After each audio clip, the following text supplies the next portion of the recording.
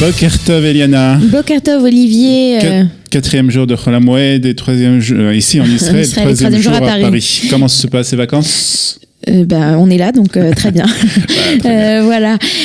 Olivier, ce matin, je vous emmène. Vous savez, comme c'est Pessah, je ne parle pas spécialement d'événements historiques en rapport avec le jour précis, mais plutôt avec la fête de Pessah.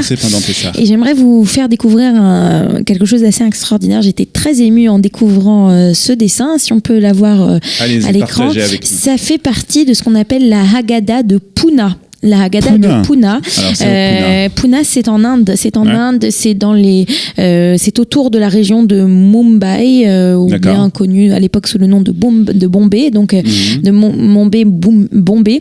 Et donc c'est cette image que l'on peut regarder. Je vous la décris pour nos auditeurs qui nous écoutent. Eh bien, on voit des dessins que l'on reconnaît tout de suite, qui sont des dessins à la manière hindoue, et on voit en fait la préparation des matzot. Et c'est l'occasion pour moi ce matin de vous parler un tout petit peu.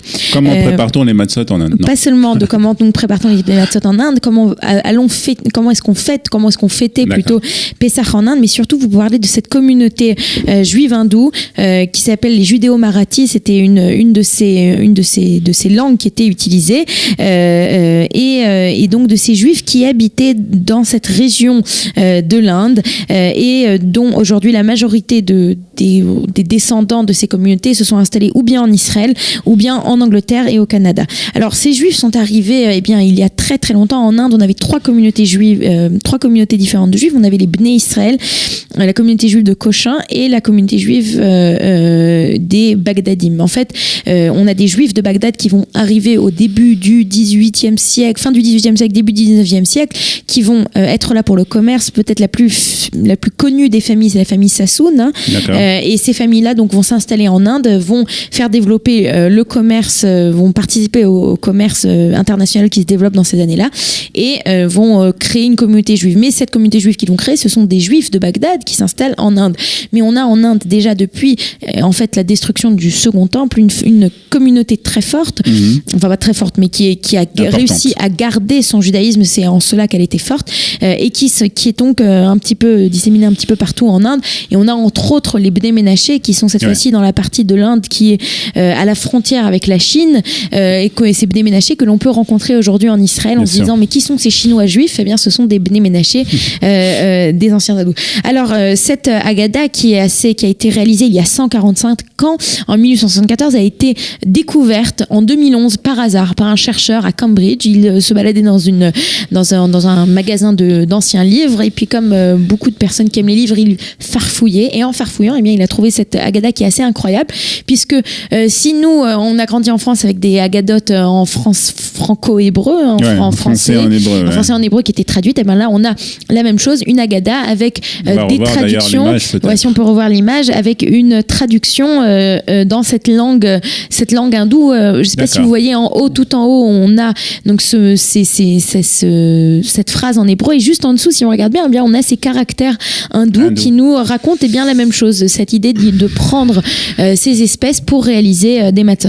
Alors ce qui est intéressant quand même de raconter, c'est comment est-ce que ces juifs, ces Béné Israël, vivaient la fête de Pessah. Alors la première chose, est-ce que c'était beaucoup différent de nous?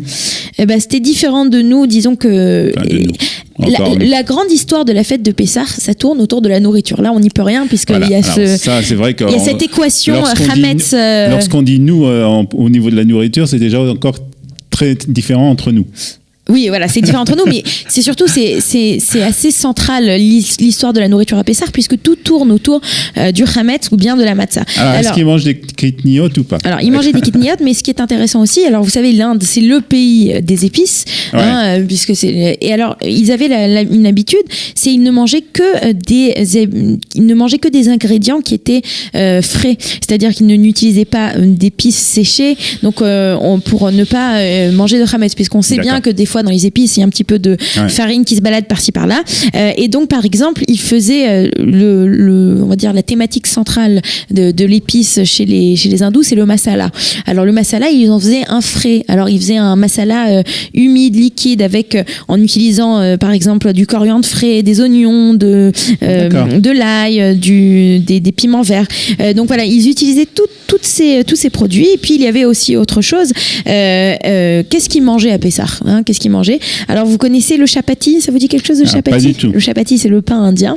On fait un grand coucou à tous nos amis de Darjeeling à Paris qui connaissent bien, qui se régalent dans un très très bon restaurant indien, hindou exactement.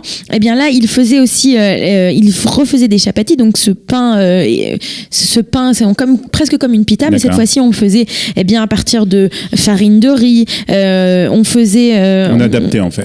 Complètement on adaptait. Et donc tout cela, c'était, alors ils avaient aussi une coutume qui est similaire. Par exemple, je ne sais pas si vous vous souvenez, l'année dernière on avait fait une émission sur ça, que les Juifs constantinois ne prennent pas de sucre à Pessah. Vous vous souvenez de ça? Qu'on boit le thé avec une amande. Eh bien là, c'est la même chose qu'on avait. Et en fait, ça ressemble plus ou moins. C'est toujours la même thématique. C'est la thématique juive, tout à fait. Où on prend des légumes frais aussi. Les Tunisiens en particulier font une grande soupe avec plein de légumes tout frais. Voilà. Et donc c'est bon. Voilà. Mais tout ça pour dire que bien c'est très intéressant, c'est surtout beau et émouvant de voir bien que le peuple juif durant toutes ces années a réussi à garder, à s'accrocher à l'essentiel, à s'accrocher à cette identité juive. Même en Inde. Même en Inde. Et ce qui est intéressant aussi, par exemple, ces Bné Israël, ils avaient l'habitude, par exemple, d'enterrer leurs morts, ce qui est complètement à l'antithèse de la façon dont les hindous s'occupent de leurs morts, puisque c'est la crémation. Donc toute cette idée de garder cette identité de façon très forte et de voir bien que des 2000 ans plus tard, quand ils sont revenus en Israël, finalement il n'y avait pas tellement de différence avec leurs frères juifs. Merci de nous avoir transportés ce matin en Inde, Eliana. Avec plaisir. Bonne journée à vous, à demain. Bye bye. Vous aimez l'histoire juive? Retrouvez Liana Gurfinkel dans Un jour notre histoire sur Studio Kalita. C'est tous les matins pour découvrir ensemble les événements et les personnages qui ont fait notre histoire.